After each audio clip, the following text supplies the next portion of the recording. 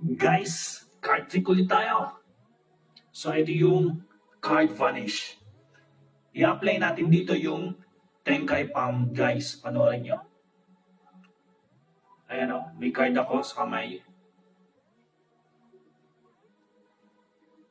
Boom! Nawala. Wala sa kabilang kamay. Wala rin sa kabila. And then, boom! Guys, madali lang yan. Panoorin nyo yung tutorial. Ito guys, yung tutorial. Card vanish. Panoorin nyo mabuti. Okay? So, kuha tayo ng isang card. Ayan. And then, pakita natin. And then, kunin natin ang kabilang kamay. And then, wala. Sa kabilang kamay, check natin. Wala rin. Sa kabila ulit. Wala rin. And then, boom! Okay guys. Ito yung tutorial. Watch. Kuha tayo ng card. Pakita natin. And then, kunwari kukunin natin pero coveran lang natin yan. And then kapag may cover na, ite-Tenkai Palm na natin. Okay? Yung Tenkai Palm, napanood nyo na siguro dun sa kabilang video ko. Panoorin nyo kung paano gawin yung Tenkai Palm. So, pakita natin na wala sa kabila. So, nasa kabilang kamay na yon. Ayan, naka-Tenkai Palm na.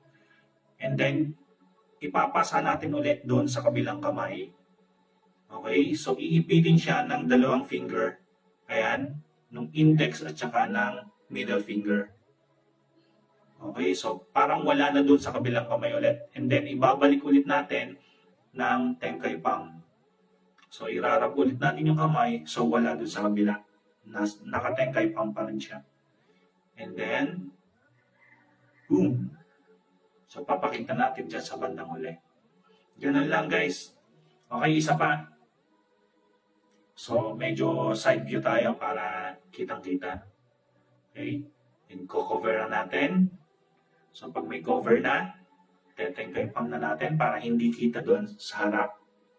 So, once na naka-Tenkai Palm na, irarap natin yung kabilang kamay. So, papakita natin wala. Ayan, wala doon sa kabilang kamay. And then, kukunin natin nung isang kamay, nung dalawang finger. Iipit natin. Kapag nakaipit na, ibubukan natin yung dalawang kamay natin. Okay? So, hindi siya kita sa camera na may hawak tayong card. Ayan, ganun lang.